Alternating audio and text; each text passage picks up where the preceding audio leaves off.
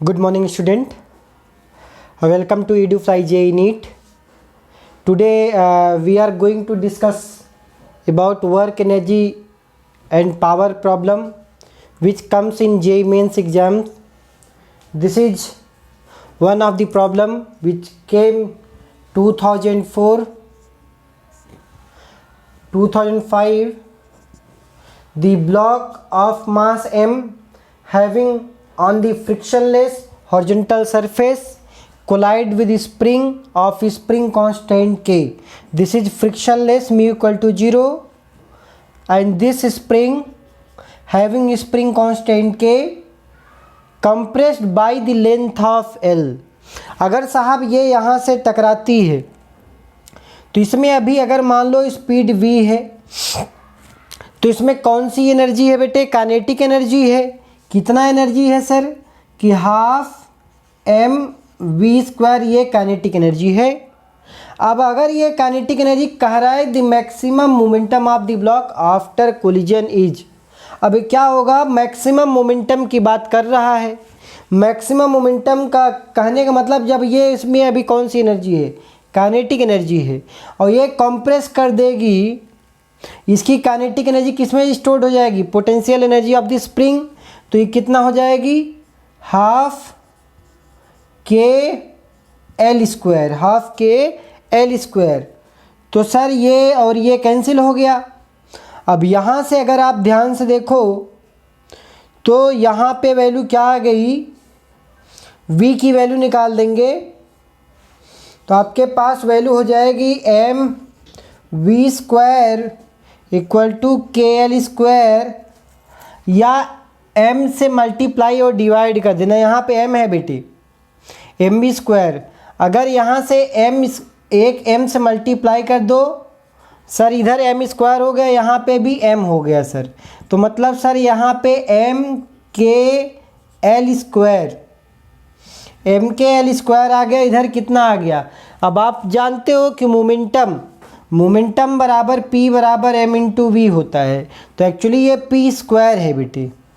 तो सर ये p square बराबर कितना आ गया? 2m के एल स्क्वायर, 2m के एल स्क्वायर, या p बराबर मैक्सिमम मोमेंटम p बराबर क्या हो जाएगा? Under root of m into k into L outside. तो आपके पास कौन सा आंसर सही है भाई? m k in bracket and L is outside, option A is correct. Alright, समझ में आ गया क्या था? It is based on conservation of energy. इसमें काइनेटिक एनर्जी थी, it will stored in the form of potential energy into the spring. Alright, देखते बच्चे जेई में एक और प्रॉब्लम आया है। A body of mass M accelerated uniformly from the rest with speed of v at time t equal to capital T दिया है। The instantaneous power delivered by the body as a function of time is given by. आपको ये power का instantaneous power निकालनी है। तो आपको simply power के बारे में अगर हम बात करें फोर्स, तो सर फोर्स इक्वल टू होता है m इंटू ए। अब m इंटू ए मतलब v बाई टी, ध्यान समझना। तो सर ये तो फोर्स है हमारे पास। इंस्टेंटेनियस पावर क्या होती है आपको पता है कि सर इंस्टेंटेनियस पावर बराबर f into v. Instantaneous power मतलब फोर्स इंटू वेलोसिटी, या आपने पढ़ा होगा सर पावर तो क्या है? w बाई टी है ना बेटे, w बाई टी। अब ये w को f into D divided by T, तो rate of change of displacement या distance, rate of change of distance, so this is v। तो f इंटू वी लिख सकते हैं इंस्टेंटेनियस पावर। तो आपको पता है f की value m v by t into v बेटे, ठीक। m v बाई टी आपके पास फोर्स की पूरी वैल्यू लिख दिया इंटू वी। अब आपको अगर ध्यान से देखें इंस्टेंटेनियस पावर चाहिए, तो क्या चाहिए? Instantaneous power. यहाँ पे आपके पास जो एक्सेलेरेशन होता है, इनिशियल स्पीड जीरो दिया है final speed v divided by समय t पे, समय t पे। तो एक बात देखो, v बराबर a इंटू टी लिख सकते हो सर, v बराबर a इंटू टी। लिखने से फ़ायदा क्या होगा, m v by T, v के जगह पे ए टी और a को v बाई टी लिख सकते हो इंटू सर स्मॉल t। तो आपके पास वैल्यू क्या आ गई sir, m capital V square by T square into small t। So this is the instantaneous power mv square by T square into small t। So this is the instantaneous power. आपको बस इतना समझना है कि instantaneous power क्या है, rate of change of work done at any instant dt। किसी भी टाइम पे पूछा जाए तो मतलब dw बाई dt जो है, this is the instantaneous power dw by dt। तो आपको इस तरीके से option A is correct. All right. J 2014 when a rubber band is stretched by a distance x, it exerts a restoring force of magnitude F equal to ax plus bx square, where a and b are the constant. The work done in the stretching the unstretched rubber band by length L is। साहब आपने work done के बारे में पूछना चाह रहा है, what will be the work done. तो आपको पता है integration of F dot D x, ये पता है। अब आपको एफ के बारे में दिया है यहाँ पे A X plus B X square into D X, 0 to L। Lower limit 0 से चालू किया है, अपर लिमिट L तक जो है वो स्ट्रेच कर रहा है। तो इसमें क्या होगा, वर्क डन कितना होगा, तो वैल्यू क्या आएगी sir, a x square by 2 plus B x cube by 3। Upper limit L रखना 0 और लोअर लिमिट 0 रखोगे, then you will get a L square by 2 plus b L cube by 3। A L square by 2 plus b L cube by 3, option A is correct. समझ में आ गया। बस आपको integration of F dot d s लगाना था और कुछ नहीं था। All right. बच्चों देखते हैं क्वेश्चन जेई का आया हुआ है। Mass M is suspended by a weightless string, horizontal force कह रहा है कितना दिया जाए कि ये 45 डिग्री बना ले। तो बहुत आसान सा है कि साहब ये इस तरीके से यहाँ पे था, एक स्ट्रिंग है बेटे, यहाँ पे एक मास m है, ध्यान समझना। इस पे हॉरिजॉन्टल फोर्स F कितना लगाऊं कि ये जो है 45 डिग्री, कितना डिग्री 45 डिग्री ये बना ले। इस पे कितना फोर्स लगाऊं कि ये 45 डिग्री बना ले। अब देखो आपके पास कौन कौन से फोर्सेज लग रहे हैं। एक तो सर m इंटू जी लग रहा है, नीचे कैपिटल M है तो यहाँ पे कैपिटल mg होगा बेटे। सर टेंशन लग रहा है T, यहाँ पे टेंशन T सर। तो आपने वर्क एनर्जी थ्योरम पढ़ा होगा, work energy theorem. Work energy theorem क्या कहता है, वर्क एनर्जी थ्योरम ये कहता है work done by all the forces is equal to change in kinetic energy. जब यहाँ फोर्स लगा तो इसकी इनिशियल वेलोसिटी भी 0 है, फोर्स लगा यहाँ फाइनली में वेलोसिटी 0 है। मतलब कौन कौन से वर्क डन होगा सर, वर्क डन कौन कौन सा mg की वजह से, एक तो mg की वजह से वर्क डन होगा, या इसको ग्रेविटेशनल वर्क बोल सकते हो, ग्रेविटेशनल वर्क होगा। फिर और कौन सा वर्क होगा sir, work done by tension होगा, टेंशन की वजह से। और कौन सा वर्क डन होगा, वर्क डन बाय जो एक्सटर्नल फोर्स लग रहा है, ये बराबर चेंज इन काइनेटिक एनर्जी क्या होगा। यहाँ पे भी वेलोसिटी 0 है, यहाँ पे भी वेलोसिटी 0 है। मतलब सर इतना धीरे धीरे जा रहा है कि वेलोसिटी यहाँ पे थ्रू आउट द मोशन क्या है, इट इज़ ऑलमोस्ट 0। तो फाइनल यहाँ पे क्या हो जाएगा, चेंज काइनेटिक एनर्जी का चेंज 0 हो जाएगा सर। अब यहाँ पे क्या हो जाएगा mg इंटू एच।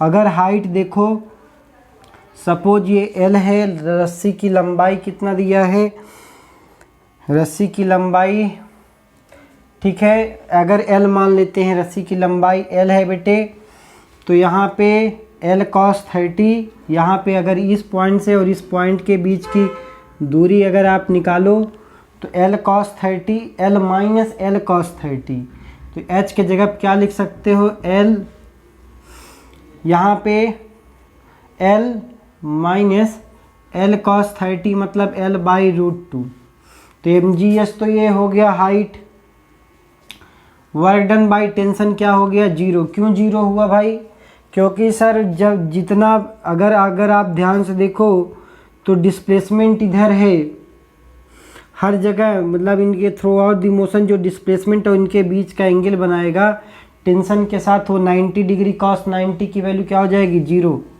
फिर वर्क डन बाई फोर्स,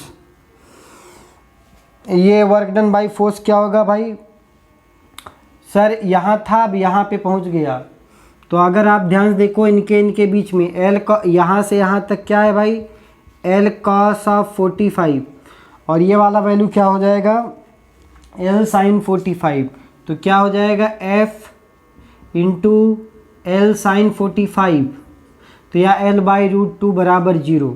तो आप यहाँ से F की वैल्यू बता सकते हो, अगर आप यहाँ से ध्यान से देखो वैल्यू क्या आ जाएगी आपके पास, M capital mg into L minus mg L by √2, alright, equal to,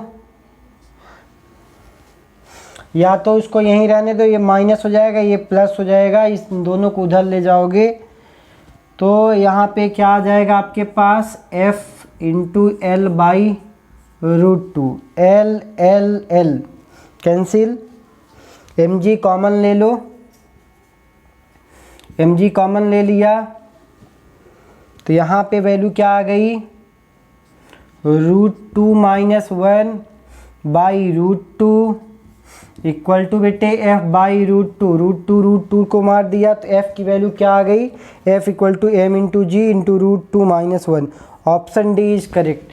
तो आपको बस तरीके से ये याद रखना है कि हम वर्क एनर्जी थ्योरम कैसे लगाते हैं, चाहे वो जो भी प्रॉब्लम हो, चाहे एक से एक फोर्सेज लगे हों, दो फोर्सेज लगे हों, कंजर्वेटिव हो, नॉन कंजर्वेटिव हो, उससे ज़्यादा मतलब नहीं होता, बस आपको वर्क एनर्जी थ्योरम अच्छे से लगाने आना चाहिए, जैसे कि हमने यहाँ पे इस प्रॉब्लम में लगाया है। ऑलराइट, जेई का एक क्वेश्चन आया है बच्चों, क्या कह रहा है, the potential energy of 1 kg particle free to move along x axis given by, एक इक्वेशन दिया है, पोटेंशियल एनर्जी का एक बेसिकली इक्वेशन है। तो आपको ये पता है पोटेंशियल एनर्जी ux बराबर x की power 4/4 minus x square by 2। अब ये मिनिमम रखना है, पोटेंशियल एनर्जी को मिनिमम रखोगे तभी तो काइनेटिक एनर्जी मैक्सिमम होगी, चूँकि मैकेनिकल एनर्जी क्या होती है, total energy of the system क्या होती है, कांस्टेंट होती है, मतलब मैकेनिकल एनर्जी कंजर्वेशन आपने पढ़ा है। अब अगर काइनेटिक एनर्जी मैक्सिमम चाहिए तो पोटेंशियल एनर्जी क्या रखना पड़ेगा, मिनिमम रखना पड़ेगा। अब मिनिमम कैसे रखोगे, इसका मतलब ये वाला फंक्शन को मिनिमम करना है आपको, तो आप क्या करो, पहले du ओवर dx को 0 कर दो। तो अगर इसको 0 करोगे तो क्या हो जाएगा आपके पास, ये वैल्यू हो जाएगी 4x³ बाई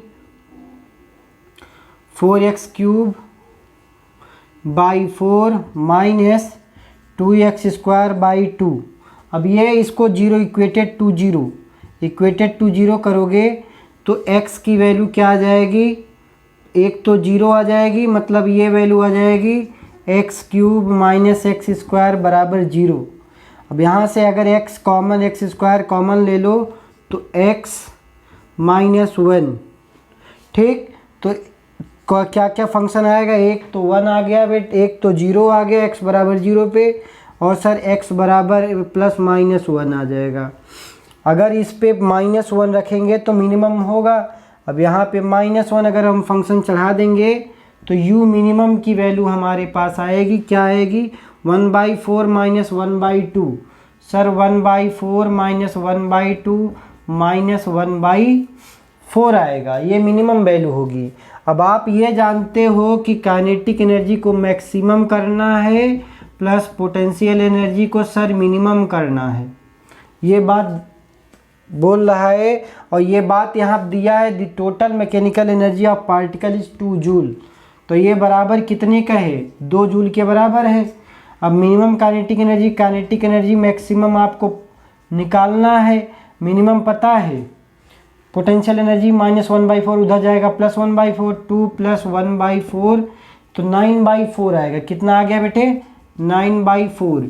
अब आपको पता है हाफ mv² बराबर 9/4, 2 2 जा 4, या m की वैल्यू 1 kg रखोगे तो v² बराबर क्या हो जाएगा 9/2, या v = 3/√2, 3/√2, तो 3/√2 ऑप्शन ए इज करेक्ट। तो this is the problem which came I think 2009, ठीक, जेई मेंस प्रॉब्लम। सो आपको तरीके से बस वर्क एनर्जी थ्योरम कैसे अप्लाई करना है ये आना है। जेई का क्वेश्चन है 2016 का, time t = 0 second, particle starts along x axis if the kinetic energy increases uniformly, ठीक, with time t the net force acting on it must be proportional to। आपको ये पता है कि जो भी काइनेटिक एनर्जी है dk/dt बराबर सर कांस्टेंट, जो भी एनर्जी है वो क्या है, कांस्टेंट है।